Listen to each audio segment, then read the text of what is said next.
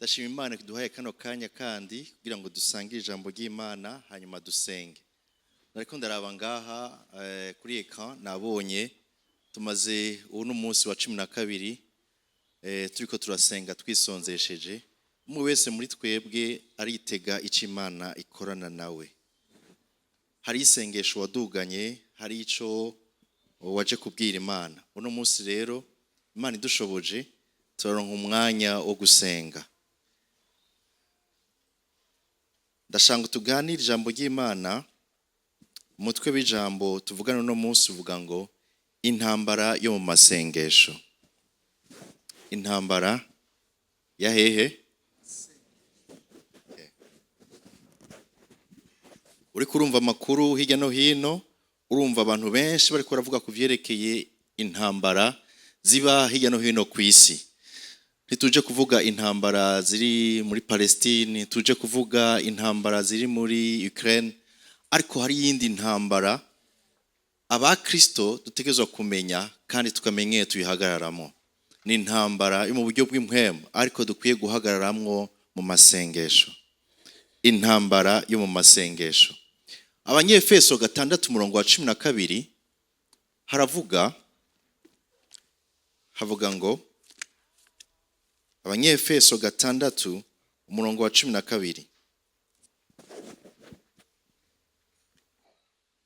ngo kuko abo tunigana atari inyama n'amaraso, ariko tunigana n'abakuru n'abafise ububasha n'abaganzi isi y'umwiza n'impwemu mbi z'ahantu ho mwijuru. Abo tunigana atari inyama n'amaraso.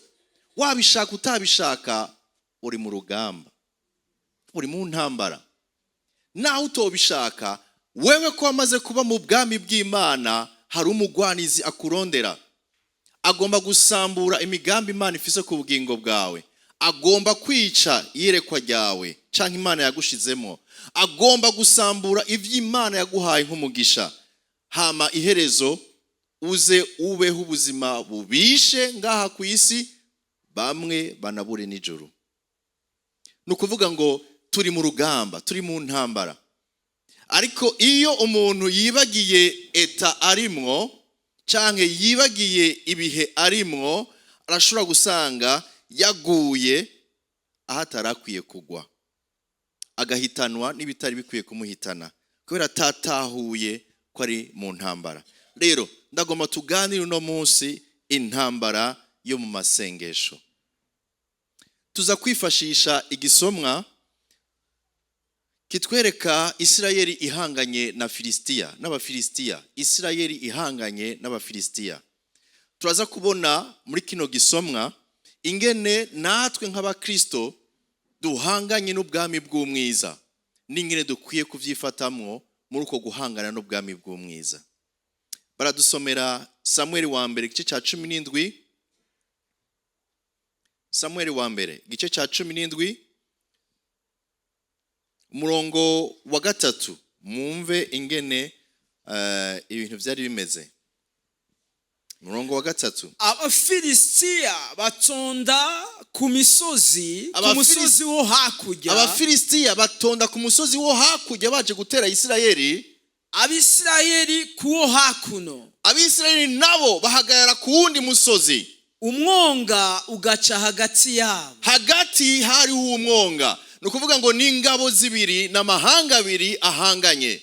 Iki ni gicapo cerekana ubwami turimwo ingene duhanganye n'amarembo y'ikuzimu. Yesu yarabivuze ngo nzokwiyubakira ishengero ryanje, kandi ishengero nzokubaka amarembo y'ikuzimu ntazorishobora. Haleluya. Ariko yaraheje kuvuga ingene iryo shengero agiye kubaka rihanganye n'amarembo y'ikuzimu. Ubishaka utabishaka duhanganye n'amarembo y'ikuzimu. Nico gituma Abafilistia bahagaze ku musozi aha, Isirayeli nawe ihagaze ku wundi musozi, hagati hari ikiyaya, ariko bose barahanganye.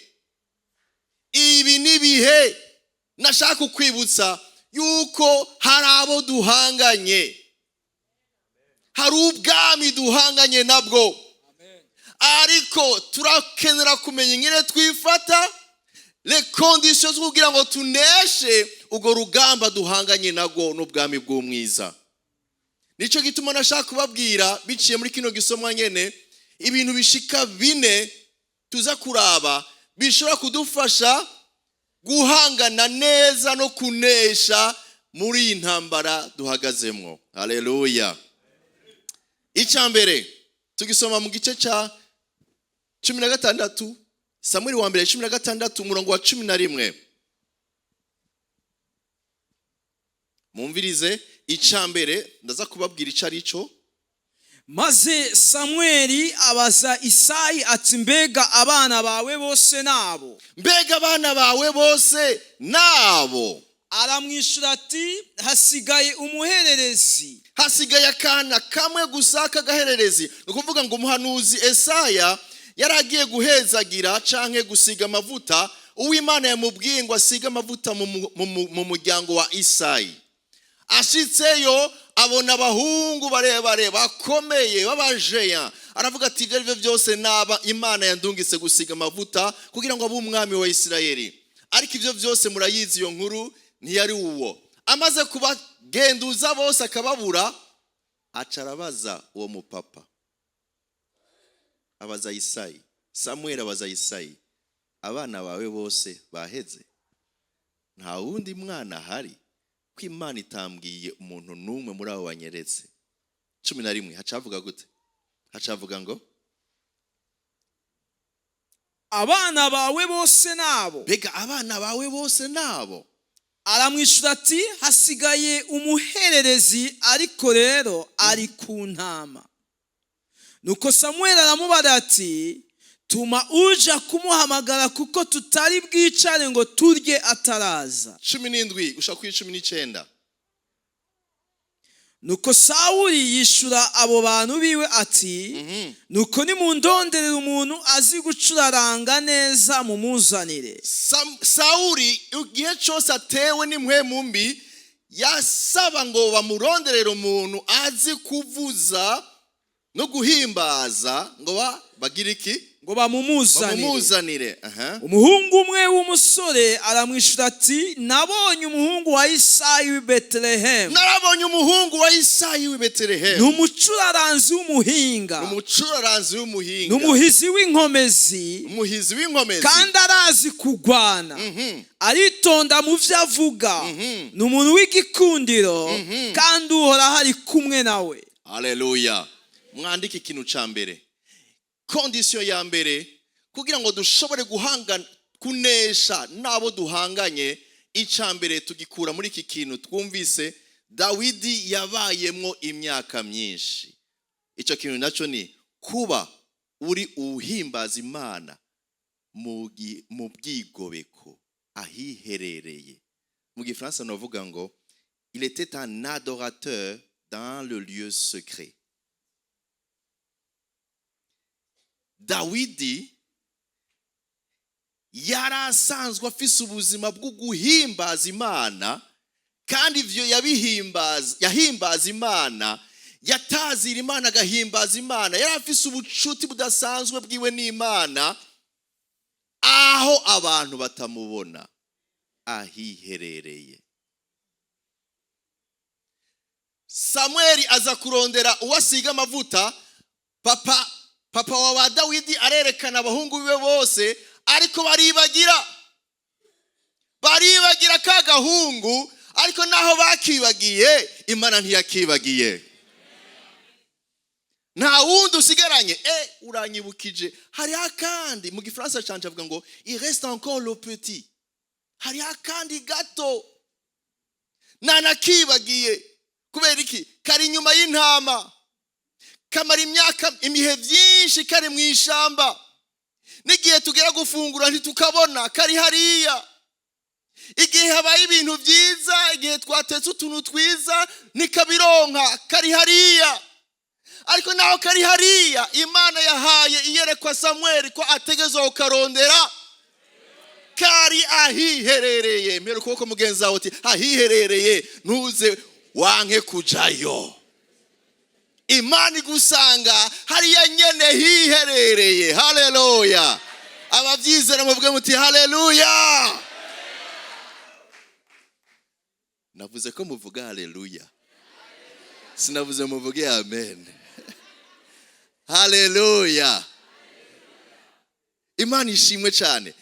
Igihe kigeze, Imana ibwira Samuel ati genda muri uwo muryango nyaruka. Naho yagiye muri uwo muryango yaramubuze, n'abavyeyi biwe ntibibuka ko ahari, ariko uwo muhungu yarahiherereye. Uyu mugabo Dawidi, uyu mujene Dawidi yari afise nk'imyaka 17 18. Aka kajene Bibiliya igashingira intahe yuko hariya nyene mu ishamba, ahata muntu amuzi, ahata muntu amwumva, ntiyarakeneye yuko abantu bagira ama views menshi ko ariko arakoresha gitari nziza, ariko yari afise ibanga ryo guhimbaza Imana.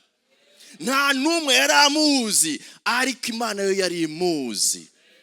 Yakora ku mutima w'Imana adakoresheje ibicurangisho rurangiranwa. Uno munsi abantu baratubwira bati iki cuma kitabonetse nta kigenda,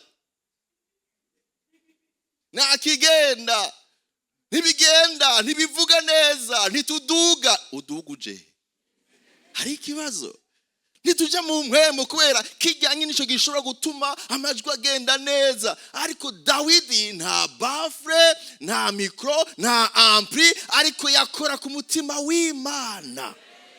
Ahiherereye, ahiherereye dans un lieu secret. Ndakwifuriza yuko utokwama ushaka kuba mu kikundi c'abantu benshi, ariko ugire nawe ahihere. Haleluya. Ugire nawe ahiherereye. Hari imyanya yo kubana n'abantu benshi, hari imyanya yo gukorana gutya, ariko kandi hariho n'iyindi myanya ikora ku mutima w'Imana cyane, kuko Imana ikubona utarindiriye ko babanza gutera adoration. Muduterera ka adoration hama dusenge. Imana ikabona umutima wawe udasunitswe n'ikindi. Ahiherereye benshi ntibahakunda, kuko ahiherereye wumva umenga uri wenyene. Ahiherereye nta ukubwira ngo ufise ijwi ryiza, ahiherereye nta ukubwira ngo wambaye neza, ahiherereye nta ukubwira ngo uri top. Ivyo sivyo byari biragishinga Dawidi, ariko yaronse akanya muri aho hiherereye ko gucurarangira Imana, yugurura umutima w'Imana, yugurura umutima w'uwugururira Imana, gushika naho Imana igera igihe ikavuga ngo nta muntu afise umutima unezera nk'umutima wa Dawidi. Yabikuye hehe? Ahiherereye. Abenshi dushaka habona, ariko imbere yo kujanwa habona ubanza gukora ku mutima w'Imana uri ahiherereye. Burya intambara nyinshi tugwana, iyo ubanje kuzitsinda ahiherereye, n'ahagaragara uratsinda. Iyo unaniwe ahiherereye, umenye neza ko ushobora no kunanirwa hehe? Mu gikundi c'abantu en public. Ahiherereye mu Gifaransa ni dans un lieu secret. Mugasubiremo, dans un lieu secret. Secret bisigura iki? Ibanga.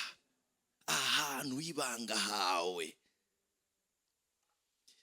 Ikintu cambere gishobora gutuma tunesha urugamba mu masengesho, intambara yacu mu masengesho, nuko tubanza kubana n'Imana mu mutima wahiherereye.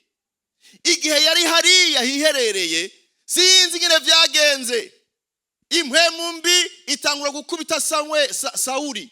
Sauli akubitwa n'impwemu mbi, biranka yuko ashobora kubandanya igikorwa, gushika naho abamuhanuzi biwe bamubwira bati mugabo, utaronse umuntu ahicuraranga asize amavuta, ntibikunda ko iyo mpwemu mbi ikuvako. Ati nimundonderere, none mwo muronka he? Muri kunyene hagiye ibwami, hari umuntu yamenye yuko hari umuntu ari ahiherereye. Aravuga ati ndazi umuhungu, uwo muhungu ni umuhungu wa kanaka, uwo muhungu araririmba, afise impwemu y'Imana, n'umugwanyi akomeye, kandi uwo muhungu ahimbaza Imana n'umutima wiwe. Yoza ngaha hari ikintu cokoreka. Baririmbyi, hariho kumenya amanoti, hariho kandi n'amanoti asize amavuta, biratandukanye. Hariho kumenya kugira ijwi, ariko kandi hariho ijwi risize amavuta. Ayo mavuta ntushobora kuyaronkera ahandi, uyaronkera hehe? Abenshi barindira ko babasiga amavuta. Ubu rero turahaje, turakwemeje yuko uri umuvugabutumwa, ubu ugiye kuba umwungere. Hari nabo basuka ko amavuta, ikositime yose ikuzura amavuta. Ariko ikibazo, mbega mu mpwemu hari amavuta? Amavuta ntuyaronkera en public, amavuta uyaronkera, mugasubiremo neza, hehe? Ahiherereye. Intsinzi yacu ya mbere nuko umwe wese nga yogira ibanga akamenya ati ndafise ahantu hahiherereye. Haleluya. Narondeye muhira, ndafise icumba, icyo cumba nagishizemo agatapi, ndagishiramo n'akamatera, ndagishiramo n'agasego, kuko aho hantu n'ahantu hiherereye. Ni icumba kiri kure, ntushobora kumenya ko ari yondi, ariko aho nahiherereye. Urashobora kuba utoronka nawe icumba, mugabo hariho ikindi icumba indani muri wewe. Ngo niwinjira ngo wugare. Wugare kuvuga iki? Ugara amatwi, ugara amaso, ugara ibintu vyose bishobora gutwara, ariko ube ahiherereye. Rondera Imana yawe en secret. Yirondere en lieu secret. Uyu mugabo yarahimbaza Imana, yakora ku mutima w'Imana. Yarafise ubucuti bwiwe n'Imana. Uyu musore Dawidi yarafise ubucuti bwiwe n'Imana, bikamutuma ubuzima bwiwe yumva yuko yabuhaye Imana. Imana nayo ikamusiga amavuta mu byo ariko arakora, gushika naho bamukura mu ishamba bakamujana ibwami. Benshi dushaka gushika muri biriya birimba bikuru bikuru, ariko inzira yavyo mumvise ngo ni hehe? Aha, murakoze. Ni hajya nyene, nta handi. Abenshi baragwanye kugira ngo bashike aho bemegwa n'abantu, ariko batigeze baca ahiherereye, byababereye nabi.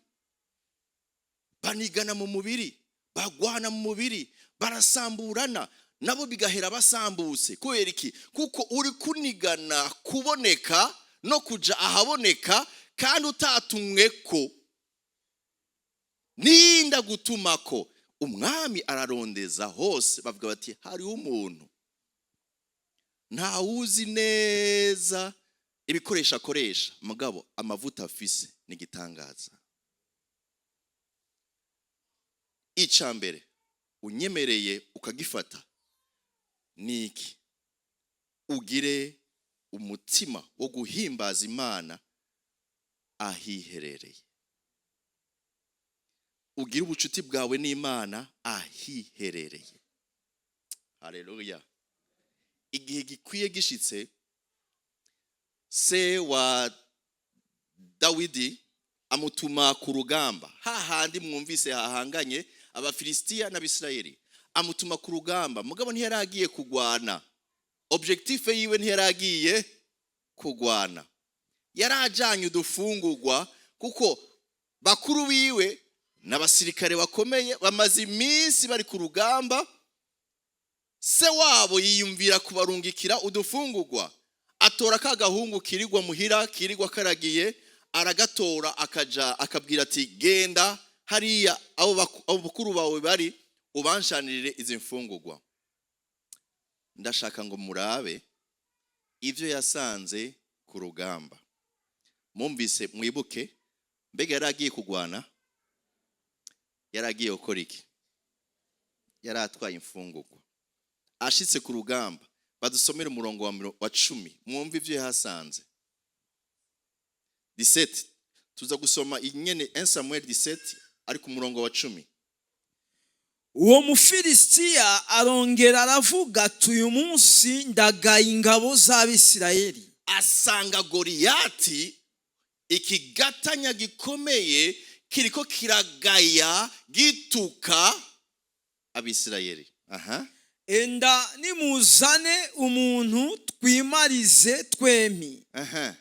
Maze Sawuli n'Abisirayeli bose bumvise ayo majambo y'Umufilisitiya, barihebura bagira ubwoba bwinshi.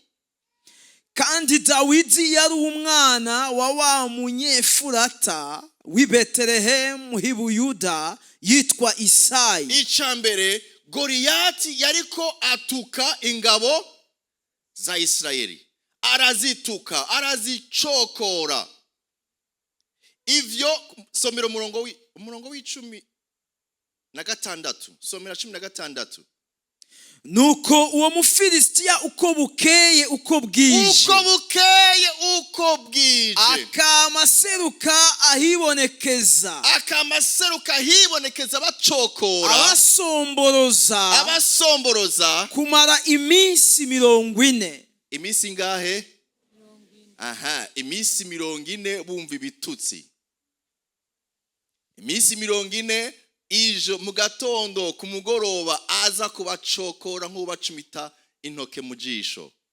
Mbega Imana yanyirihe, nihagira uza arabacokora. Mwebwe muje muri ngabo za Sawuli yonkora iki? Arabacokora iminsi 40. Somera 20. Nuko Dawidi akoroka kare asigarana intama uzimurabira ahitana ivyo bintu aragenda. Nkuko Isayi yamubariye ashikira aho baraza imikogote y'intambara, ahura n'ingabo zigiye gutonda urugamba, ahura na zangabo Abisirayeli bagiye gutonda urugamba, zirahira ubutore. Munyumvirize ahantu zimaze iminsi 40 zikora iki? Mu Gifaransa bavuga ngo il lance la clameur de guerre. Ni nkuko bovuga impundu z'intambara. Bavuga buti mu Kirundi? Ahura ingabo zigiye gutonda urugamba, zagira iki? Zirahira ubutore. Bamwe baratera ikorasi bati uno munsi no wanyuma. Iminsi 40 ingahe? Turi ingabo za Yesu koko. Iminsi ingahe? 40. Aye tumukandagire. Iminsi ingahe? 40. Nta numwe ava hari iminsi 40. Wa mugabo soma umurongo wa 24. Abisirayeli bose bamubonye bacika ivutu, bakamuhunga. Hari umwanya w'amakorasi kuvuga ngo turatsinze tugiye kunesha, ariko Goliyati yaseruka gusa. Dans l'histoire bavuga ko Goliyati niwe muntu wa mbere yari muremure. Ahandi baravuga yuko yavukana n'abandi bantu 5 b'abajeya. Abantu 5 b'abajeya bavukana. Umwe baramuvuga izina, yishwe n'undi n'indi ngabo ya Dawidi. Ariko Goliyati yapima imetero 3 z'uburebure. Hari igihugu nagiyemwo, hari Indonesia, muri seminere ya Bibiliya, aho hantu ntibacafye, barabumvye Goliyati. Bamubumba uko yangana, amamezuru barayavuga ngaha. Nawe ukacuhagarara iruhande ya Goliyati, mpagaze iruhande ya Goliyati namugera mu ivi. Dawidi wewe yamugera hehe? Ngaha nyene mu ivi. Goliyati aserutse, amakorasi yaranuma. Bwabuhizi n'ubutore bwagira iki? Chwe. Nta numwe yavuga. Iminsi 40 bariko batera ikorasi ko ari ingabo, ko ari abatore, ko bagiye kunesha, ariko Goliyati yaseruka gusa. Bibiliya yavuze ngo baca bagira iki? 24 bose baca bahunga. Kuko nibaza ko araserutse n'uwarahagaze hariya izuba yaca zibira izuba, ukamona igitutu ciwe, bose bakagira ubwoba, barakanguka. Haleluya. ivyuma byatugoye nari nagerageje kwerekana nivo Goliyati yagera ko amugiranije na Dawidi. Bene data, birababaje kumva ko abana b'Imana bamara iminsi myinshi n'imyaka myinshi bariko bararirimba ko arabahizi, ko banesheje, ariko Goliyati yaseruka. Goliyati ni ca kibazo cazanywe na wa mugwanizi, kuko n'ubwami bw'umwiza duhanganye nabwo. Kiya kibazo caseruka, ugaca utangura kuvuga ngo mbega Mana waduhebeye nde? Mbega Mana dusenga Imana yumva canke ntiyumva? Mbega Mana uriho ntubaho? Ariko iruhande yaho hari amakorasi iminsi 40 ariko avuga ngo turi abahizi, ntitwigeze tuneshwa. Ariko Goliyati yaseruka bose bakanyegera. Gerageza wibaze, nihe situation urimwo uno munsi? Igihe Goliyati aserutse utakaza ubwenge. Utakaza ubwenge. N'indirimbo zigakama. N'amajambo ukomenga nta na verse nimwe wibuka, kubera ikibazo citwa Goliyati. Ico kibazo giserutse imbere yawe. Bamaze iminsi 40. Dawidi ashitse ntiyaje kugwana, wewe azanye imfungurwa gusa, mugabo asanga bene wabo bariko bumviriza ibicokoro, biko bumviriza ibitutsi iminsi 40, batera ikorasi, mugabo yaseruka bakanyegera, araraba iyo situation yose. Umwana yamenyereye guhimbaza Imana ahiherereye, aravuga ati something's wrong, hari ikintu kitagenda neza ngaha. Ico duha nk'abakristo tukabona rimwe na rimwe ibintu bitagenda neza. Ege kibazo nuko byose tubona kumenga ni sawa. Turiremesha n'igihe tubona ko bitagenda neza. Twogira amaso yo kubona ngo iki kintu tukimazemo igihe kirekire, tukibayemo igihe cyinshi, ntidukwiye kwama twifata gutya, hari ikintu kitagenda neza dutegezwa guhindura. Imana yogurura amaso yacu twiyumvire, ni giki tumazemo imyaka 20, imyaka 10, hamaze n'iminsi, hari n'imyaka umaze uri kurarondera ko ico kintu kivaho, mugabo Goliyati yaseruka urinyegeza. Haleluya amen, haleluya amen. Ebagaba mwe, hey, turabahizi ntuze, hey. Siho turinyegeje, dutera amakorasi twinyegeje, kuko twabonye Goliyati yaserutse. Bega nta kintu kitagenda neza, burya nta kintu urabona kitagenda neza. Rimba byose bigenda neza, nitwatangura guhumiriza ucunyaruka witahire. Ariko niwabona ko hari ikintu wabonye kitagenda neza, nk'uko Dawidi yabonye ko hari ikintu kitagenda neza aho hantu, turaza kwifata nk'uko Dawidi yavyifashemo. Haleluya. Icabaye ni giki? Amaze kubona ko bitagenda neza, arabaza, ararondera kumenya, gushika bumve amakuru, ashika amakuru yuko uwo mwana ashobora kugwanya urya Goliyati, awushikira Sawuli. Amaze gushikira Sawuli, aratumako nimuntumire kwa gahungu, karaza, arakara. Nsomera 33 mwumvirize. Sawuli yishura Dawidi ati ntiwoshobora kuja kugwanya uwo Mufilisitiya. Aramwishura Dawidi inde?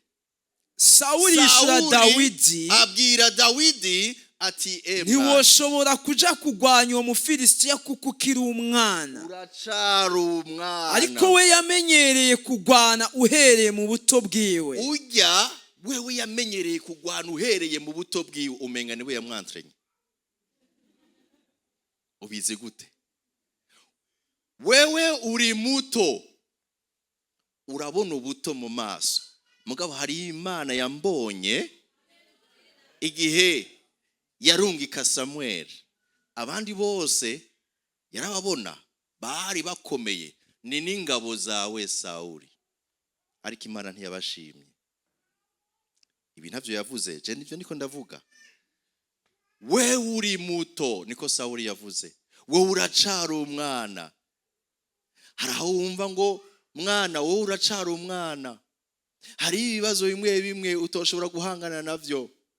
Hari naho bakubwira ati wewe uri umudamu, ibibazo ni ivy'abagabo.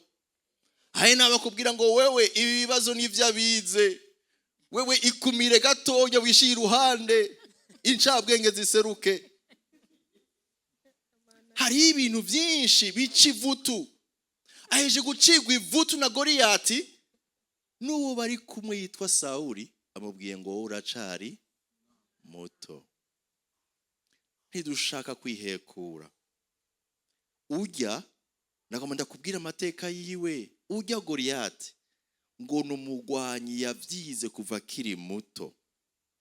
Ariko nashaka kubwira ngo naho Satani yadutanze kubaho, naho Satani yahonjeje ijuru, natwe tutararimenya, naho Satani afise experience nyinshi cyane, naho twoba tukivuka bwa kabiri uno munsi, ariko ko twizera Imana yaremye ijuru n'isi, turabakomeye kurusha Satani.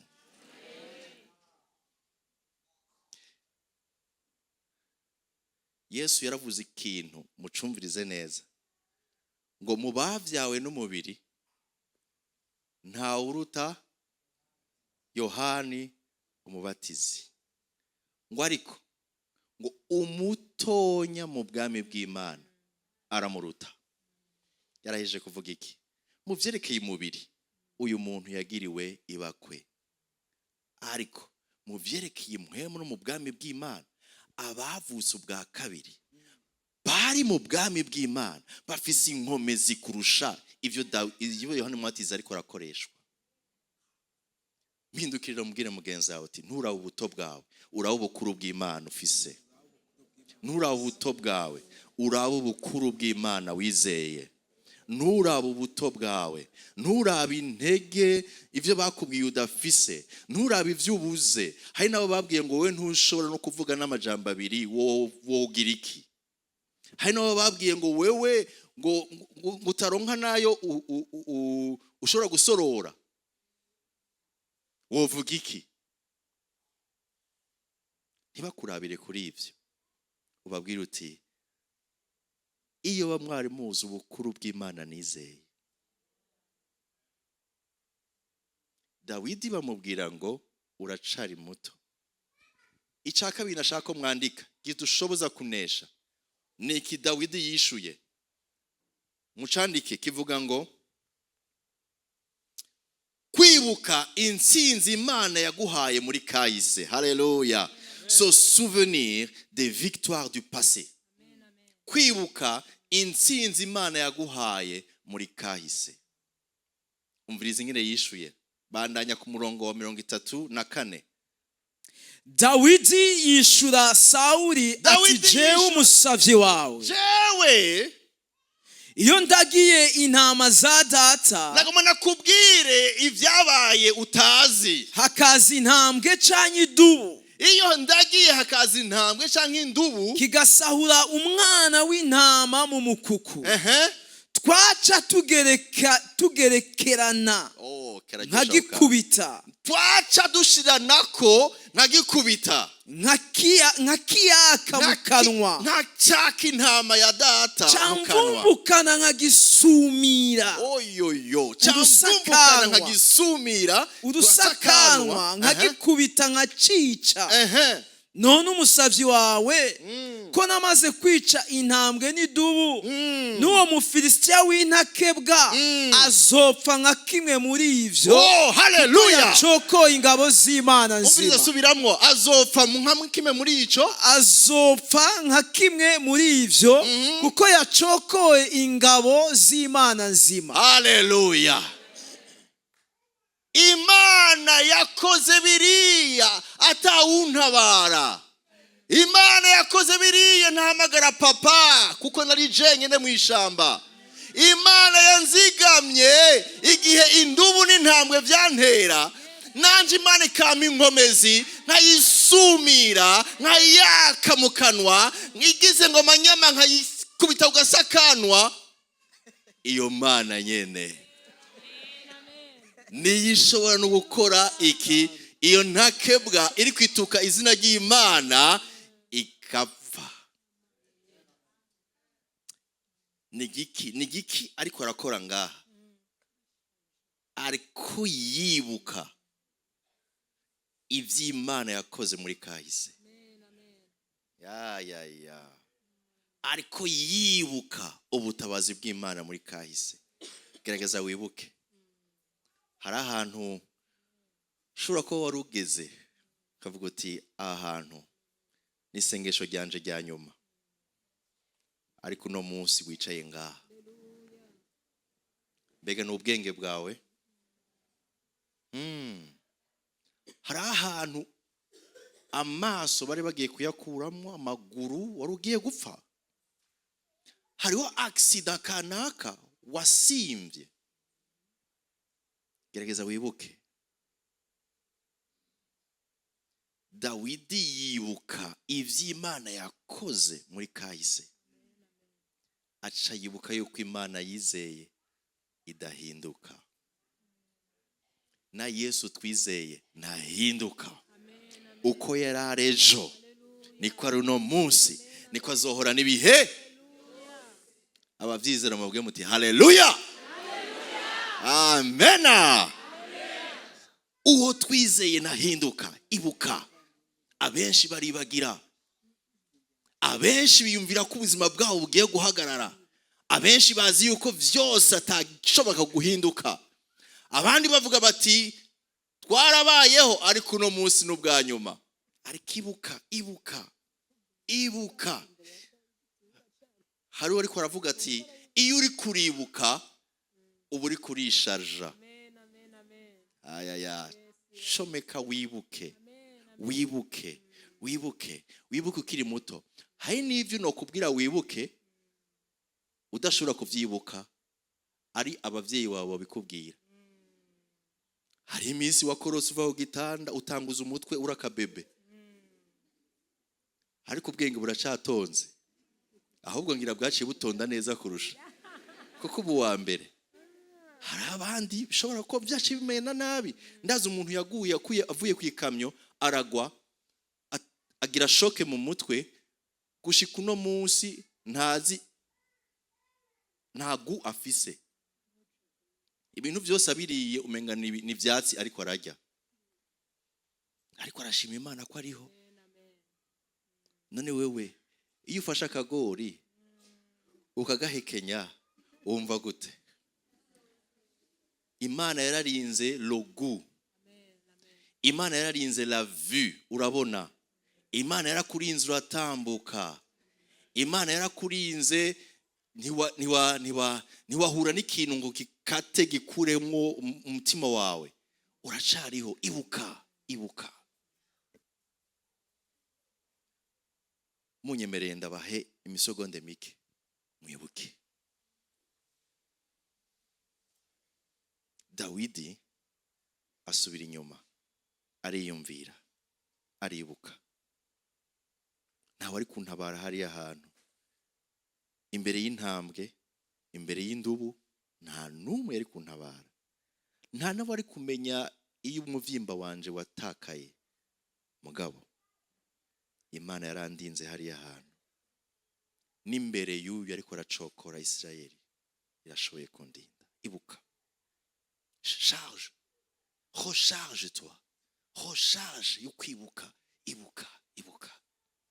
Turabigaruka ko cyane mu masengesho. Ica gatatu amaze kubwira umwami Sawuli yuko Imana yamukoresheje ibihambaye n'ibitangaza, kandi n'ubu nyishobora kubikora. Sawuli aca mwambika ibikoresho vyiwe. Wabona Sawuli ashobora kuba yari umugabo akuze cyane nawe nyine muremure, kuko igihe bamutora baravye uburebure. Abantu rero ni kibazo, ari igihe dutora abantu kubera iki? Turavye ku jisho, ariko Imana ntiraba ijisho, ntiraba hanze, iraba umutima. Afata ibigwanishwa vyiwe aramwambika. Bibiri ivuga ngo aramwambika. 38 dusomere. Maze Sawuli yambika Dawidi imyambaro yiwe, amwambika n'inkofero y'umuringa mu mutwe n'umwinjiro w'ivyuma. Dawidi araheza ahagatira inkota yiwe hejuru y'iyo myambaro. Ashira inkota ya Sawuli hejuru y'iyo myambaro, yambaye igikaske, yambaye ibintu bikingira ahantu hose. N'imbaraga Jeune k'imyaka mikenya gafise ibintu bikaremereye, kaburuta hasi. Inkota ko muri gendera kwega hasi. Agiye kugwana nande? Goliath. Afise ibintu bimuremereye. Ariko Sawuli yabikoze kugira ngo basi agerageze kugwana canke kwikingira ngo aze kunesha. Washitse ku murongo wa 40. Agerageza gutambuka ngo arabe kuko atabimenyereye. Maze abada Sawuli ati ibi sinshobora kubijana. Avuga ati ibi bintu mwami sinshoboye kubijana kuko ntabimenyereye. Sindabimenyereye. Nuko Dawidi aravyiyambura. Dawidi aravyiyambura gushika ku 40. Araheza ahitana inkoni yiwe. Ashitse ku kagezi atoramwo amabuye y'imburungu 5 ayarokeza mu isaho yiwe y'ubwungere, kandi yari afise umugozi mu ntoke wo guteresha ibuye. Nuko aja guhura na wa Mufilisitiya. Ica gatatu nashaka ko mwandika: kwiyambura ibigwanishwa bitari ivyawe.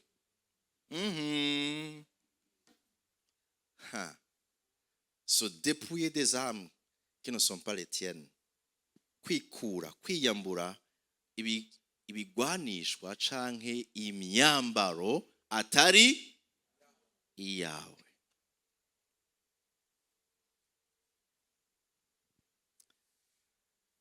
Dawidi iyo abandanya muri iyo nzira agajana ivyo bamwambitse, byari kumuremera, ntiyari kwavansa, kandi sinavyo yari amenyereye.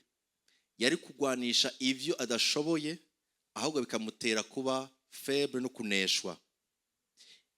Iki kintu ndashaka ndakivuge muri iyi nzira. Abenshi turashaka kugwana tukibaza ko tuzonesha mu buryo bw'amasengesho, kuko hari abatubwiye ngo kugira uneshe nzanira ishikano risumba ibindi. Ndagomba gusengana nawe, mugabo umutwaro wawe ungana n'ibahasha rinini. Kandi ni wari nyarutsa, ndabona ko ibibazo bikomeye. Ni wari nyarutsa, inyishu yawe icitoka, bica binyaruka. Amarezo sosiyo ni hatari. Ona nk'ibi mvuze, barashobora kubikata gutya, bagaca bibaza ngo nije ndabivuze. Muze mwame mwumviriza histoire yose, nimwumvirize ibice. Nariko mvuga nti hari imyambaro abantu bambika abantu bakibaza ngo niho bazonesha. Aya n'amavuta avuye Israel. Ushaka kunesha, genda uyasige ku nzu yawe, mu cumba, ku ntebe wicarako. Amadayimoni arahunga. Agugwa ngaye $100 gusa. Ibigwanishwa bitariko birakora, ntibikora.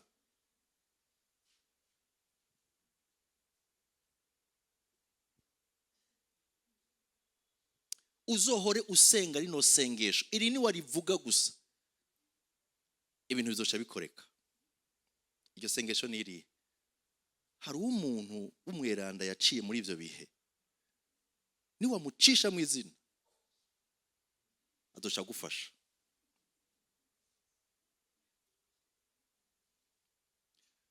Ufise ikibazo cy'umutwe, uzohora uraza Bibiliya ku mutwe, azoca bikira. Nanje narabikoze,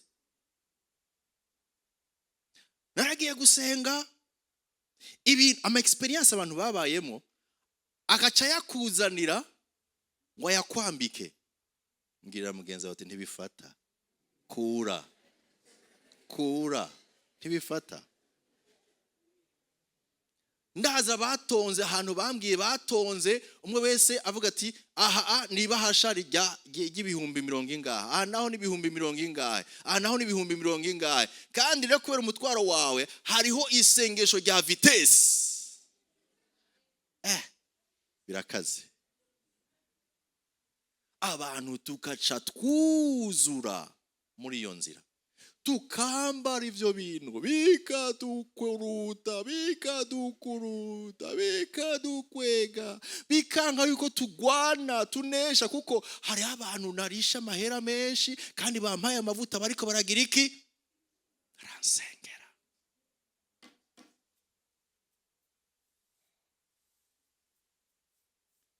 Intambara yo mu masengesho. Nsomere umurongo Psalm 20 verset 7.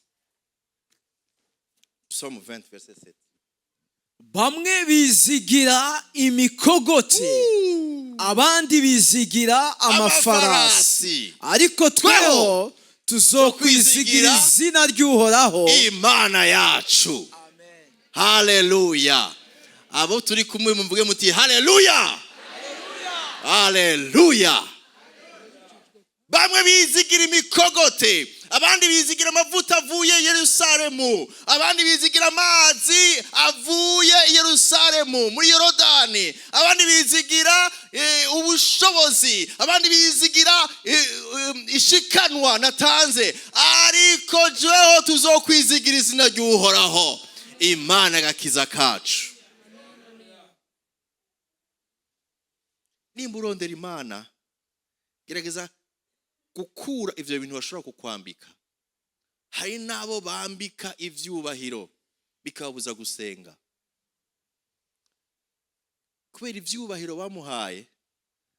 Akabanza kubaza ni bande bari mu masengesho, bavahe.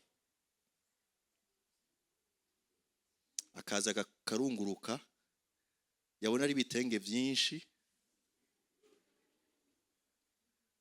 atabona ama prêt à porter, atabona ama defrisage, agacagira iki, akibazo nzoza hanyuma.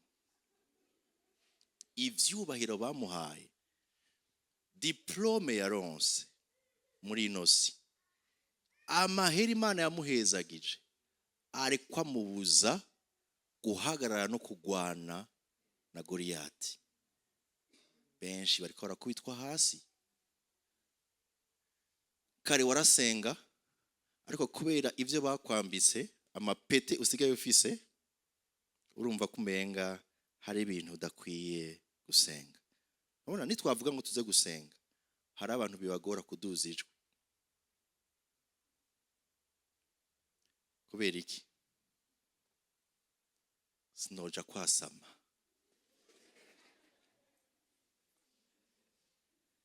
Nivyo abantu bari kwasama. Hari ibintu byinshi bitubuza kwegera Imana no gusenga. Hari n'umuntu bimugora ko ashobora guhagarara ngo avuge ubutumwa gutya, kuko azi kwaza kubira ivyuya. Abizi ivyuya bisigura ngo nta fresher ngifise, ko ata fresher ngifise, je ivyo bintu sindabikunda. Sindabikunda. Hariho ivyubahiro mwambitswe. Ndasaba, ndabinginga, mwicishe bugufi, kuko Bibiliya irazi iratubwira yuko Imana nayo nyene irazi kugira iki, gucisha bugufi. Ariko iyo wicishije bugufi, Imana ikugirira ubuntu kandi ikagushira hejuru. Kura ivyo bakwambise biriko birakuboha gusenga.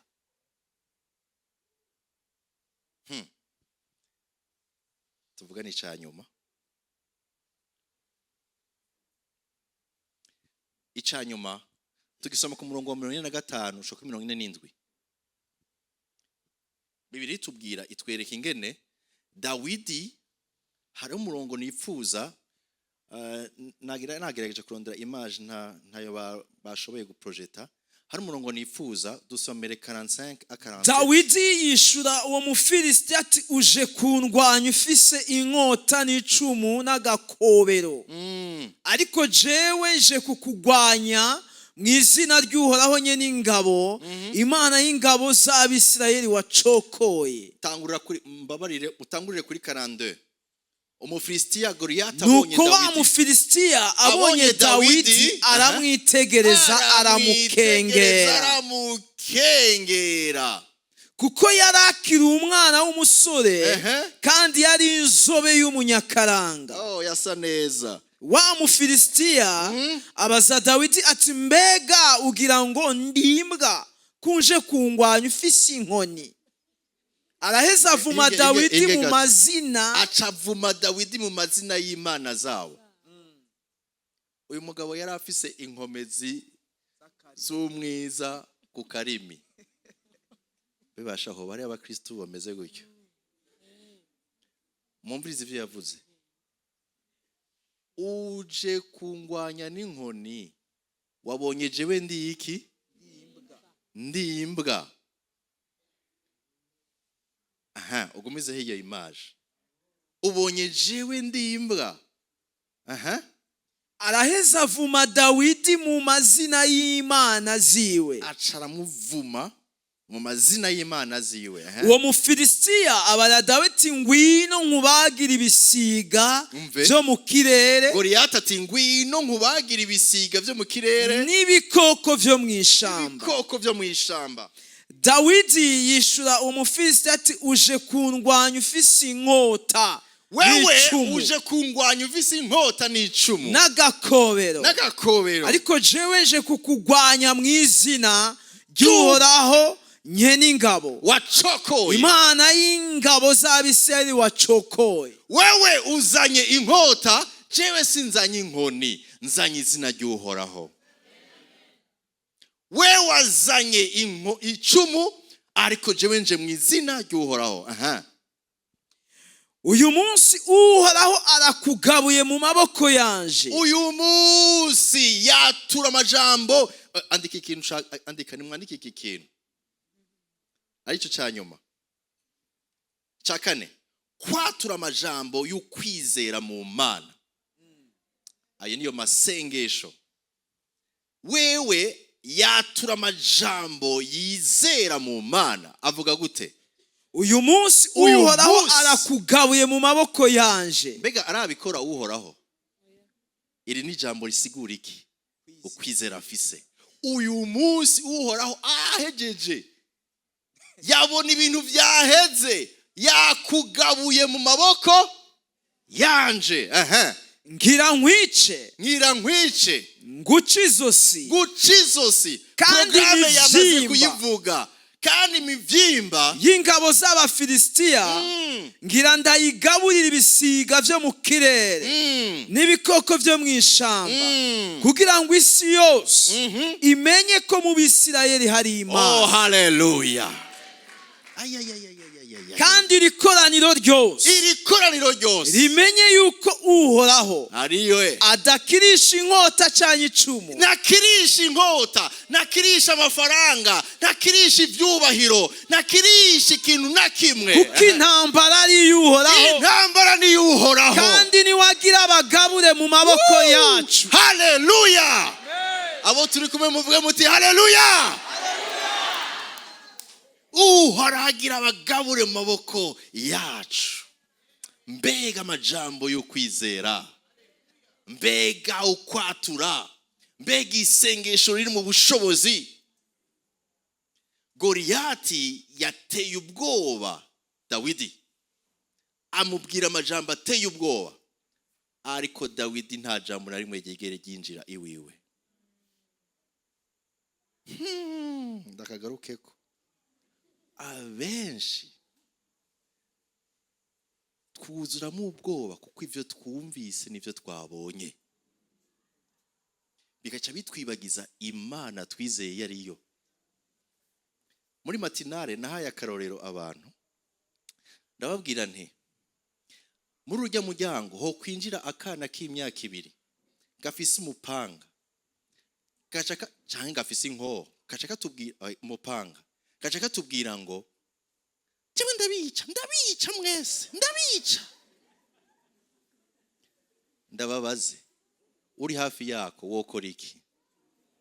Sa navuze ngo imyaka ingahe? Mama gi wokwiruka? Hari uwundi afise ikindi woca ugira iki? Akana k'imyaka 2 sa ucugira iki? Uca umwaka wamwa, ntuzosubire kuvuga ibintu nk'ivyo. Urabona mama ari he? Mama ari he? Genda kwa mama, ntuzosubire, uca umwaka, sivyo? Ho kwinjira ikigabo kigigatanya gifise wa mupanga nyene kiti uno musi nta numwe asohoka, ntihagire n'uwihenda ngo ahaguruke, ntihagire n'uwihenda ngo ahaguruke, mwese ndabacisha, wihende uhaguruke. Haraboca baja mu masengesho yo kumedita, kutava muri ayo masengesho kuko bahagurutse barakabona.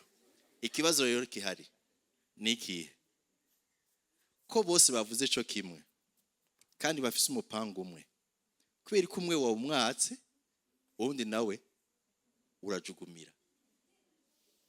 Ni kubera iki? Nyishurira mugenzi wawe, ni kubera iki?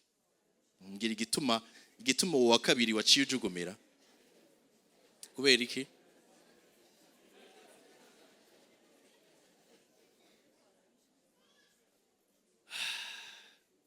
Voilà. Inyishu wamuhaye nibaza yuko ari kubera wabonye ingene kimeze, ingena ngana. Ariko ujya mwana wabonye ko arabamuhenze bamwigisha kuvuga ukutariko, uramukosoye, urawumwatse. Ariko ujya wagize ubwoba kuko ingene wabonye angana n'ivyo ashoboye, wizeye ko ashoboye kukwica. Ariko umwana ntibigeze wizera ko ashoboye kukwica. Amajambo Goliyati yabwiye Dawidi yayafashe nk'uko ari akana gahejeje kuvuga y'amajambo, ntiyigeze yinjira ngo amutere ubwoba. Ikimenyamenya mumviriza aha, uwo murongo nawurondereye image, finalement ndayitora. Muraba uwo murongo ukwirikira, sinzi kumenga verset combien?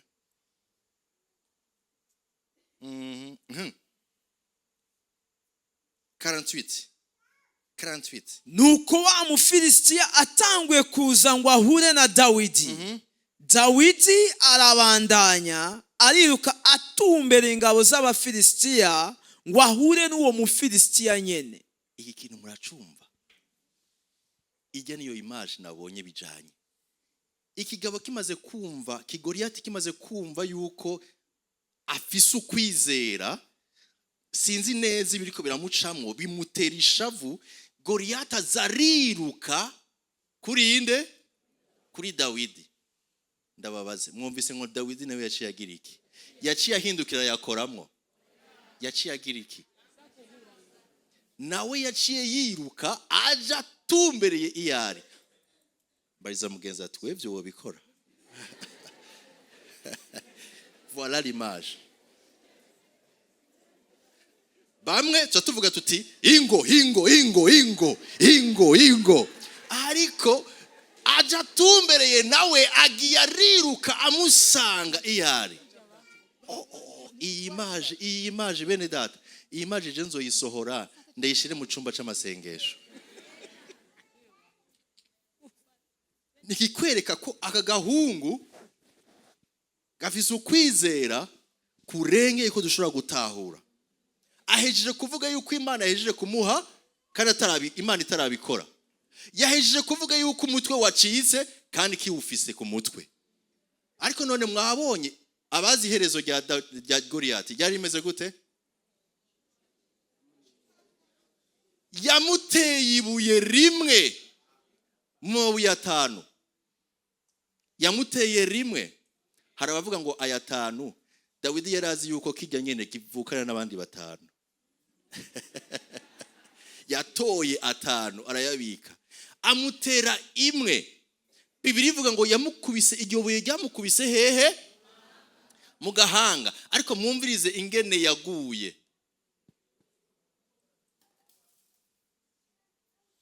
Somera umurongo wa kangahe?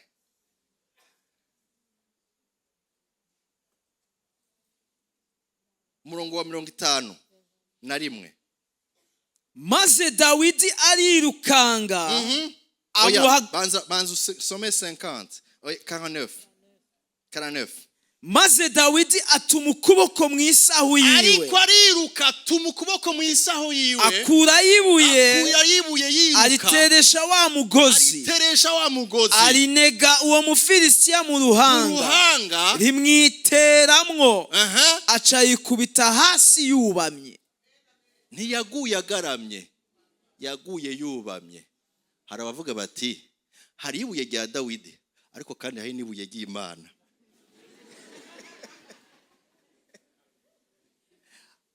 Kuko yari kwakora mu izina ati ibuye ry'Imana rirakomeye. Ryojo ryamukubise yubamye. Mu bisanzwe ukubiswe ibuye ngaha ugugaramye, ariko ibuye ry'Imana ryo ryari rifise ingufu zikomeye. Hari ibuye ryawe ariko hariho n'ibuye ry'Uhoraho. Hari amasengesho yawe ariko kandi ikiyasunika kayagira inkomezi. Ni mpwemu w'Imana. Mpwemu w'Imana. Mpwemu w'Imana niwe azokura ico kibazo, niwe azokura Goliyati, niwe azomukubita. Wowe hagarara ushikamye, atura neza, senga bizima. Senga bizima. Yasenze nk'uri ko aravugishwa, kuko yavugishijwe ati umutwe uracika kandi umubiri wawe uribwa n'inyoni. Goliyati yiyisiki? Yari yiyisiki? Mwibuka ko yiyisiki? Ko ari iki? None yapfuye gute? Moins que le chien. Kuko yaciwe umutwe. Imbwa bayishe bateza kwica umutwe. Uko Dawidi yabona yagwanye n'Uhoraho, ari kumwe n'Uhoraho mu izina ry'Uhoraho, aca umutwe ikibazo.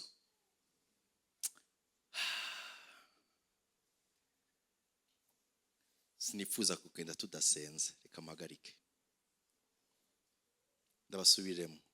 Icambere,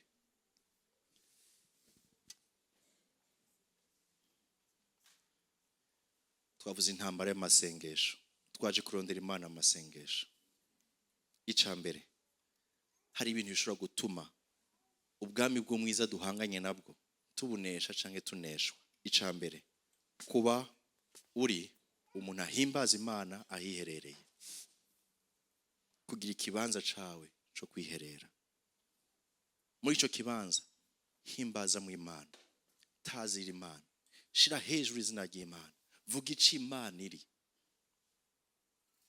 Ica kabiri, kwibuka ivy'Imana yagukoreye, intsinzi Imana yakurenganishije muri kahise. Ntukibagire. Ukwibagira ni kimwe mu bidutuma tutabona intsinzi y'Imana mu bihe biri imbere. Ica gatatu, iyambure vya bindi bagiye barakubwira ko ari byo bizotuma unesha, kuko si vyawe.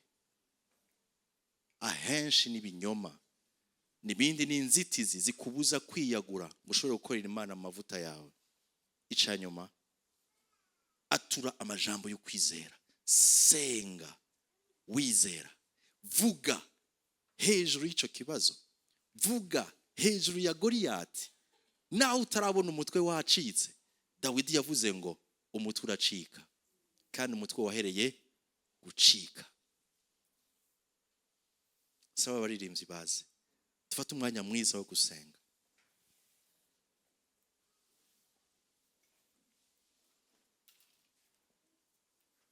Intambuko ya mbere, ndabasabe duhaguruke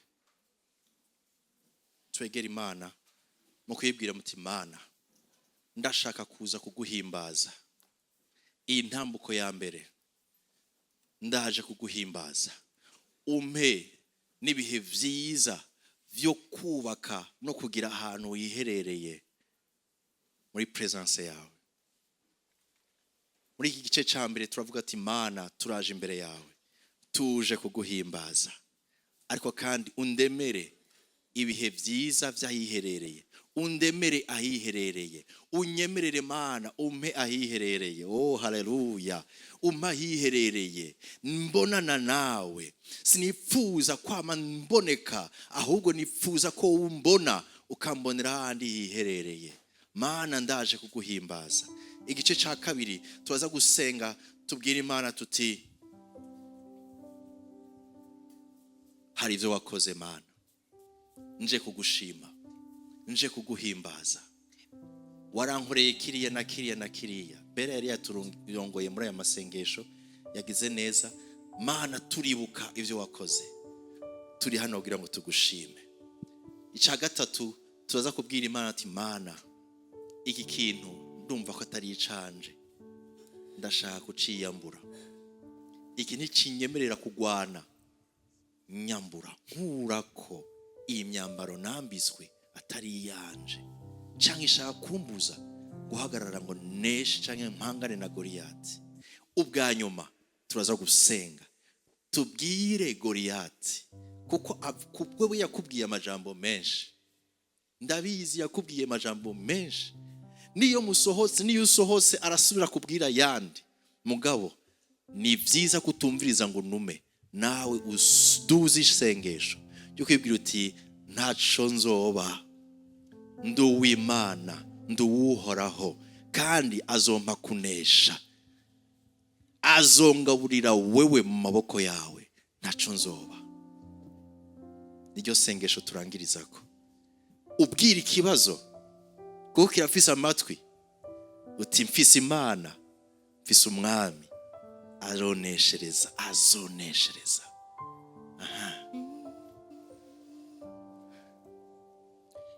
Yeshua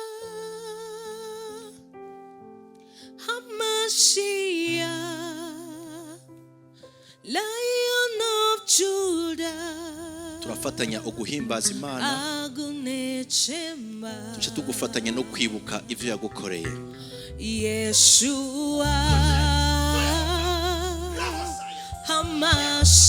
HaMashiach, Lion of Judah. Aguneche, oh Yeshua, Yeshua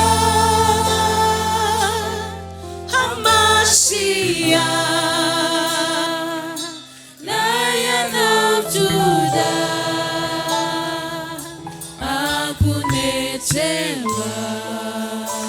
Oh hallelujah. Yeshua HaMashiach. Nakanya kawe ko gushima Imana. Wibuke muri rya shamba, wibuke muri vya bihe, wibuke imbere y'intambwe, wibuke imbere y'indubu, wibuke abansi bari gukikuje, wibuke atari ivyizigiro, wibuke aho urupfu rwari imbere yawe, wibuke ushime. Hey, haleluya. Soya boshe moka shua. Hey, hey, hey, hey, yeso. Senga, tangu senge, senga, tuzishime, shima. Yesu, turi imbere yawe, twaje kuguhimbaza, twaje kukugira neza kwawe. Waratugwaniye Mana, waratuneshereje, waturenganishije imisozi, waturenganishije imyaba, waturenganishije ibyago, waradukijije. Ni wewe Yesu.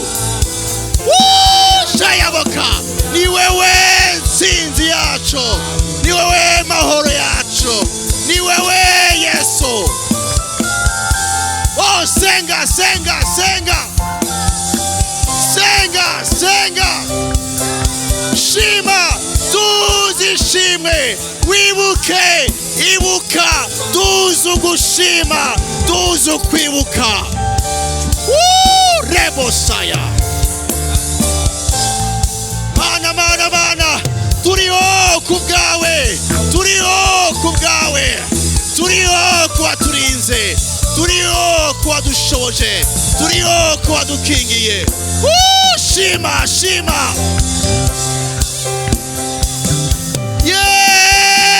Yesu, Yesu, Yesu, Yesu, Yesu. Wakirishima ry'abana bawe, warakoze ibikomeye. Iyo utahaba, iyo utahaba, ntituba turiho. Iyo utahaba Mana, ituba turiho, turiho kubwawe, turiho kubwawe, turiho kubwawe, turiho kubwawe, turiho kubwawe. Waratuneshereje, waratuneshereje. Yesu. Shima, ibuka, ushime, ibuka, ushime. Recharge-toi, recharge-toi. Charge, charge amashimwe, charge amashimwe, charge amashimwe, charge, charge, charge. Ushaya. Shima yigawe Mana, ni wewe dukesha, ukubaho kwacu ni wewe, ubugingo ni wewe, ibyizigiro ni wewe. Tuzishime, ibuka ushime, ibuka ushime.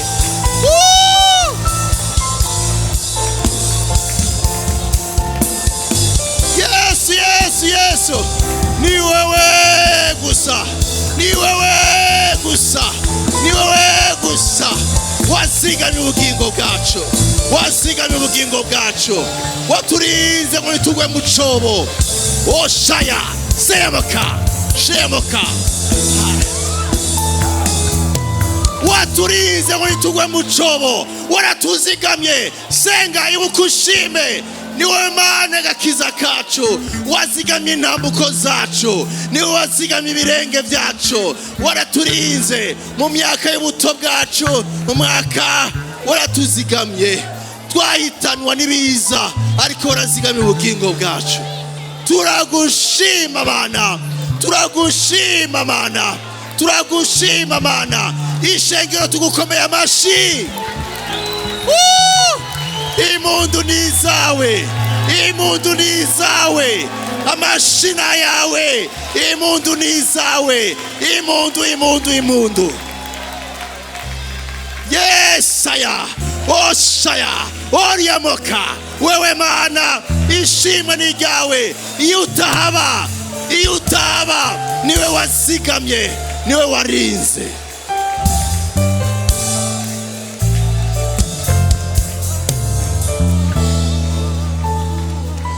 Satani ntakatunyage ishimwe, Satani ntakatunyage kwibuka, natwibagize, ariko twame turabibuka, maze ngo tuduze ishimwe, dusharje impwemu zacu.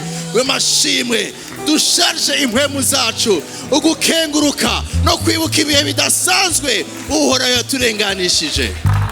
Oh haleluya, oh haleluya.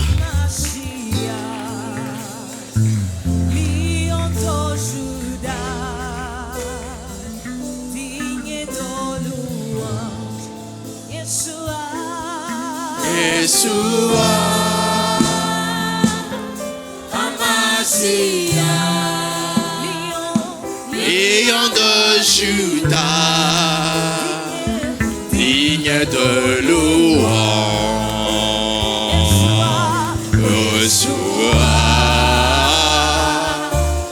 Amasia. Lion de Juda, Lion de Juda. digne de louange. Digne de louange. Eh, oh, Yesa, Shea. Yeshua. Shimani Yahweh Yesu. Messiah. Lion de Juda, digne de louange.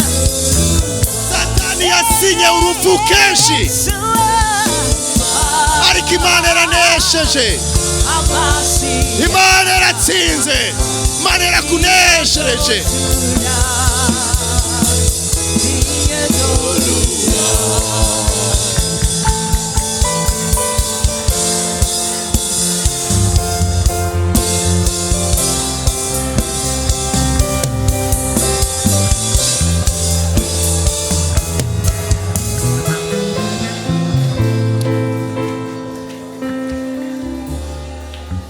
Satani yasinye urupfu rwawe inshuro nyinshi, ariko Imana ishimwe wararurenganye. Haleluya.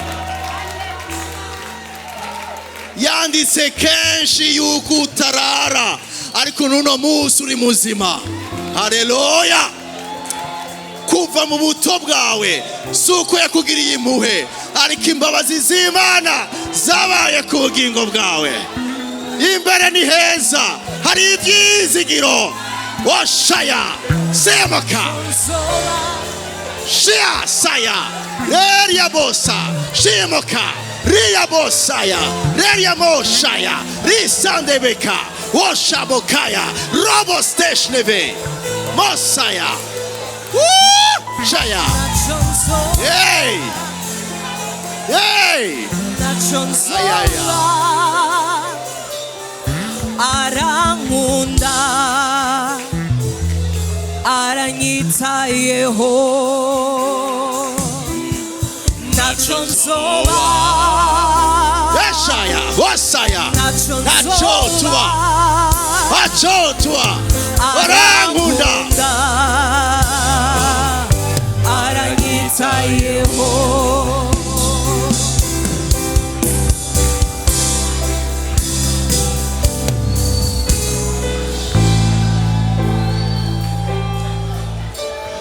Ntuzokwemerere ko Satani akwibagiza. Hari intsinzi mu kwibuka. Iyakoze biriya n'uno munsi iriho, iracashoboye. Yitwa Jehova, Jehova Tikenu, Jehova Shalom, Jehova Jire, Jehova Imana ntsinzi. Intsinzi yacu, ibendera ryacu.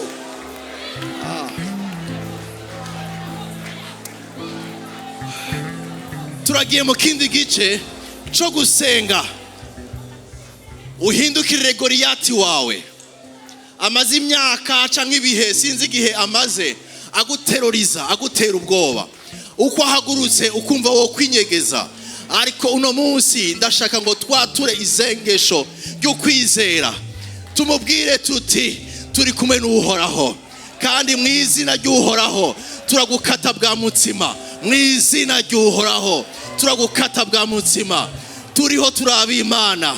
Watura amajambo yo kwizera, watura imbere y'iryo sengesho, imbere y'icyo kibazo kiri imbere yawe. Ukibwire Imana yawe, ukibwire ko uhagaze mu Mana, ukibwire ko Uhoraho ari we ntsinzi yawe, ukibwire yuko akitagisubira kuboneka ukundi.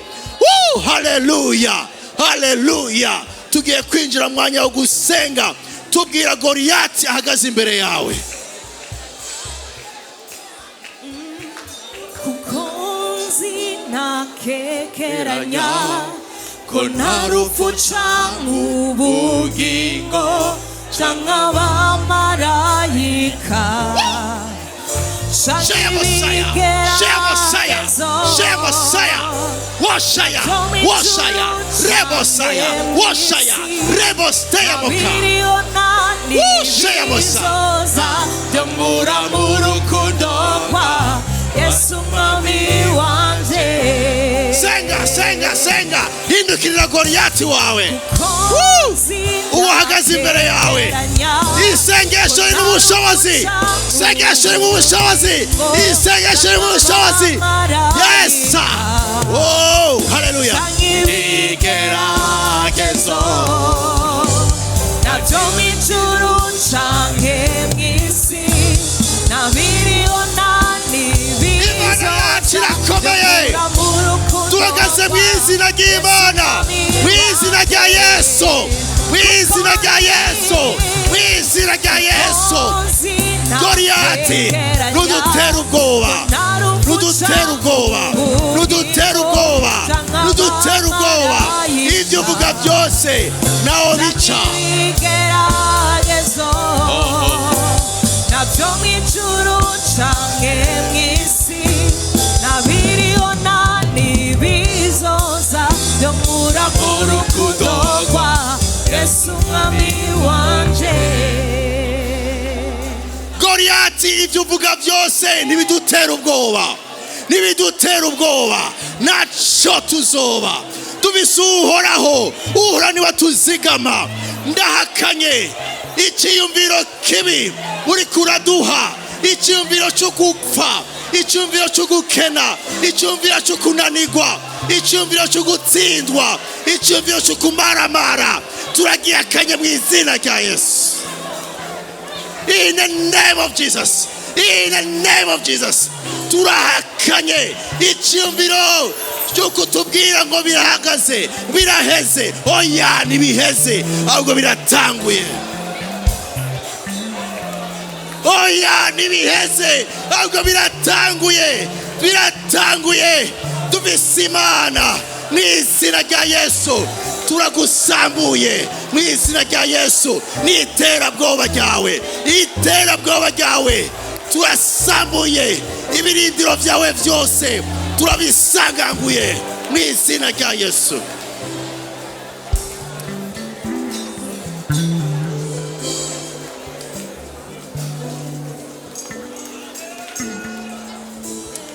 Ntiwemere iterabwoba rya Satani, ntiwemere iterabwoba. Akwereka imyaka, akwereka ubukene ufise, akwereka ibyo ubuze, akwereka ko ubuzima bwawe buhagaze, akwereka yuko utazokubaka, akwereka yuko utazobyara byaheze, akwereka yuko ubuzima bwawe ari mess, urupfu, ibintu byononekaye. Oya, ntibyononekaye, hari ibyizigiro mfise mu Mana. Oh haleluya, haleluya. Turakugabura, turakugabura. Wagabuwe amaboko y'uhoraho, amaboko y'uhoraho. Turakugabura amaboko y'uhoraho. Daimoni, daimoni, mu izina rya Yesu Kristo. Nta ubasha ufise, nta ubasha ufise.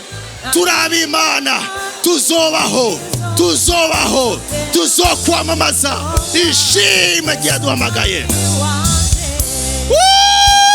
Saya bashaya, senga, senga, reka gutinya, mubwire, senga, reka gutinya, atura ibyizigiro bise. Haleluya, aranyitayeho. Abizera musenge, abizera dusenge. Nacho nzoba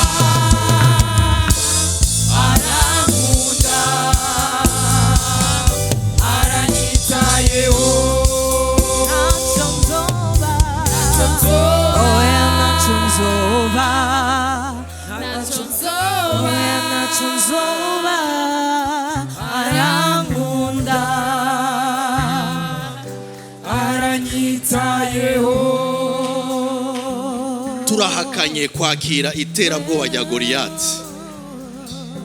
Wazanye ibigwara, wazanye ibigwara ariko ntidushaka kubyakira. Wazanye ingwara ntidushaka kuzakira. Oya, turahakanye. Uhoraho niwe Jehova, Imana idukiza. Uri Imana idukiza, Mana uri Imana idukiza. Goliyati ni iterabwoba giwe. Ntidukeneye kuririmba twinyegeje, ntidukeneye kuririmba iminsi 40 n'imyaka 40 twinyegeje, ariko turi hano kugira ngo twamamaze tuvuge kugira neza kw'Imana, kandi kw'Imana ariyo ntsinzi yacu.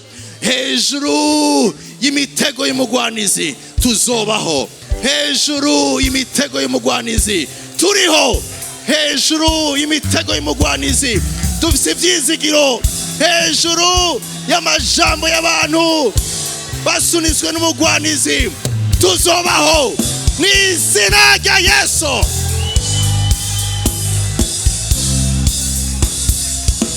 Abavyizera muvuge muti haleluya, haleluya, haleluya. Ndasavye dusenge, ndabasavye dusenge twatura ivyizigiro dufise mu Mana.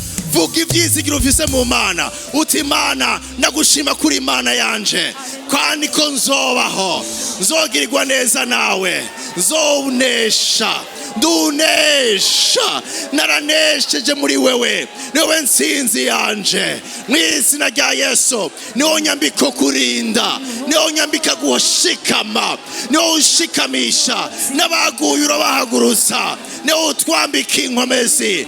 Abadendebukiwe iyo bakwiteze bambara inguvu nsha. Aturira Imana, uvuga kugira neza kw'Imana kuri hejuru yawe. Ibagize sezera amajambo Satani na Goliyati bakubwiye. Izigire, izigire kugira neza kw'Imana.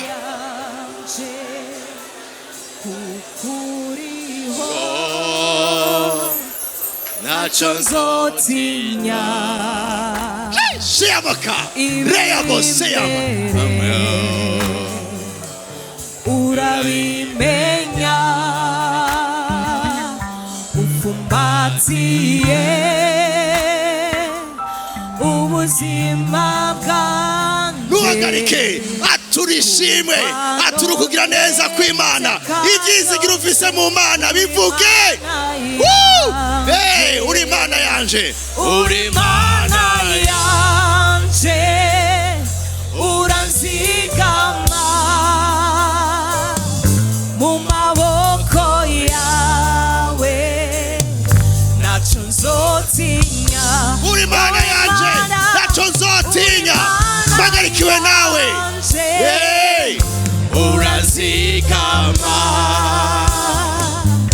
mu maboko yawe, naco nzotinya. Hey, Sheyaboka, uri Imana yanje, uranzigama mu maboko yawe, naco nzotinya.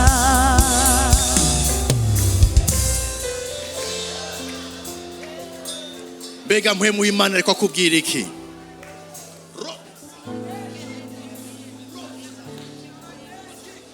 Mpwemu w'Imana ariko ashira ku mutima wawe iki? Umviriza indani muri wewe, umviriza imbere muri wewe. Adeka ni igiki iri kwiradepoza muri wewe? Ni igiki kiriko kirubakwa muri wewe?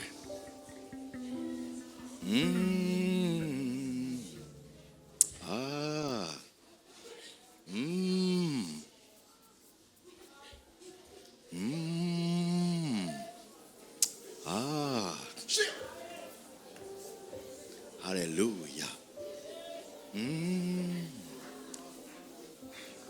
Umviriza mpwemu w'Imana muri wewe, umviriza mpwemu w'Imana muri wewe. Tega ugutwi wumve.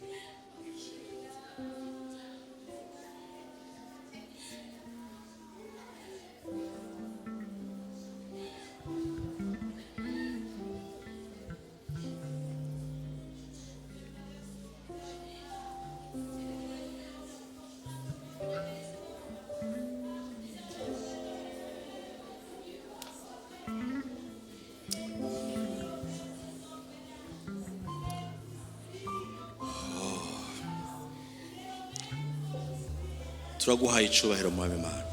Oshaya turagushima Mana.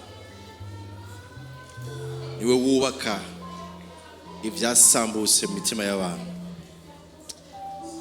Desoya niwe uhagurutsa abacitse intege. Niwe uduha izindi mbaraga, zindi nkomezi, ayandi mababa yo kuguruka harehare.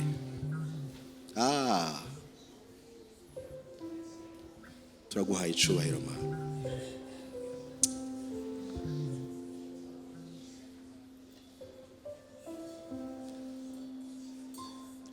Hoba hari ikintu Imana yashize ku mutima wawe atari icawe ariko ari icishengero, nashaka gusaba uze hano ugitange. Imana yashize ku mutima wawe cishengero atari icawe gusa, uze hano ugitange.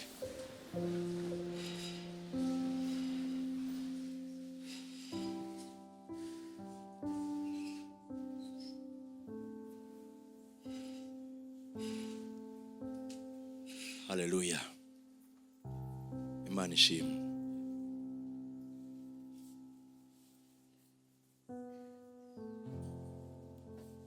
Imana yabwa icubahiro. Si jewe ni ijya mu mama twicaranye, Imana yari kiramuvugiramo mu buryo prophetique, vuga ko ihenuye ivyatubuza kwegera Imana. Abantu ngo bari okipe cyane, rero ngo Imana irahenuye ivyatubuza kwegera Imana, kandi ngo iraduhezagiye, irananezewe cyane kubona ngo turi muri iki kibanza. Nivyo nagerageje gufata. Imana ibahezagire cyane.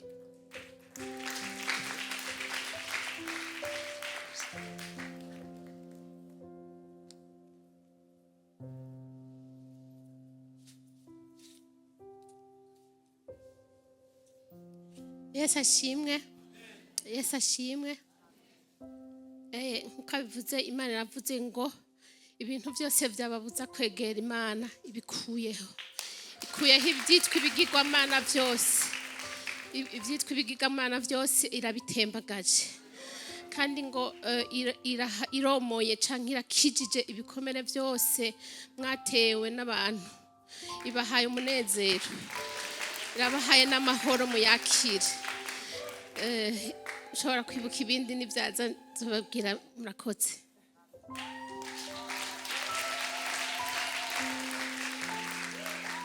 Imana ishimwe.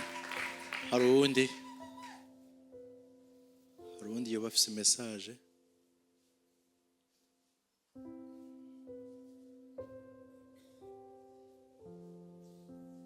Yesu ashimwe.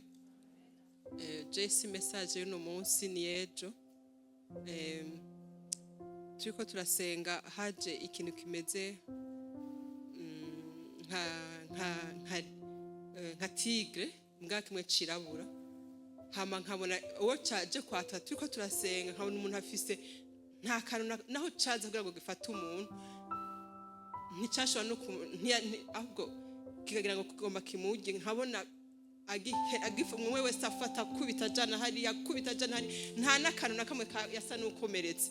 Mbona nti hari ukunesha, ngo hari ukunesha mu bana b'Imana.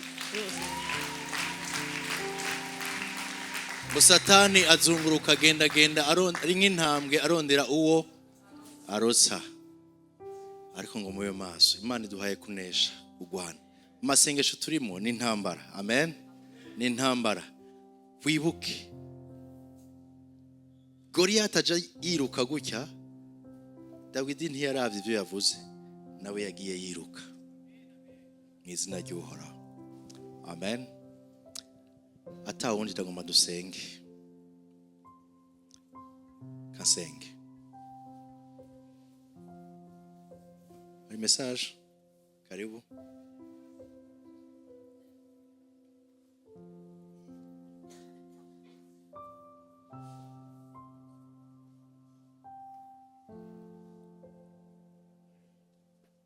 Imana ishimwe cyane. Nanje numvise Imana inganiriza ngo abamarayika ngo bagendereye Aburahamu hama ngo bamusezeranira yuko ngo nihagera ngo umwaka ugeze ngo aho icyo gihe cyari kigeze ngo Sara ngo azoronka umwana. Hama ngo Sara ngo avyumvise ngo aritwenga. Imana rero imbwiye ngo hari ngo umubabaro ngo hashize ngo bitwenge.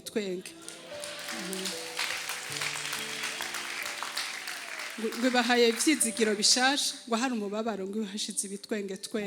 Amen. Abizera muti haleluya.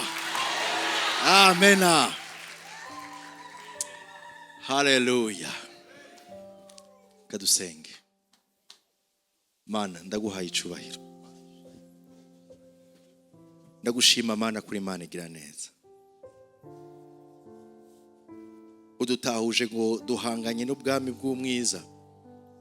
Ariko nitugwanisha inkota, nitugwanisha ubwenge bwacu, ariko dukwiye guhaguruka mu izina ry'Uhoraho. Twumvise ibyahaye intsinzi musavyi wawe Dawidi. Natwe twigishe. Dusunikire Mana ahiherereye. Dusigire amavuta. Dukomereze Mana ubucuti bwacu nawe. Robosa. Duhezagire Mana. Uduhe guhagarara tudafise ubwoba. Kuko duhagaritswe nawe. Dushigikiwe nawe. Wakoze ku majambo utuganirije mu buhanuzi butandukanye. Wakoze ku majambo y'ivyizigiro no kuremeshwa. Kandi natwe tukubwiye ko tugukunda kandi ko tugendera mu ntsinzi yawe. Ujane natwe tugiye gutaha, uzukomeze kuduhezagira muri ano masengesho tubone ikiganza ciza cawe. Umwe wese azagende yaciye umutwe Goliath. Dufise turangize dufise amashimwe ivyo wakoze. Ni mu izina ry'umucunguzi wacu Kristo Yesu dusenze. Abizera muti amen. Abizera kandi muti amen. Imana ibahe umugisha.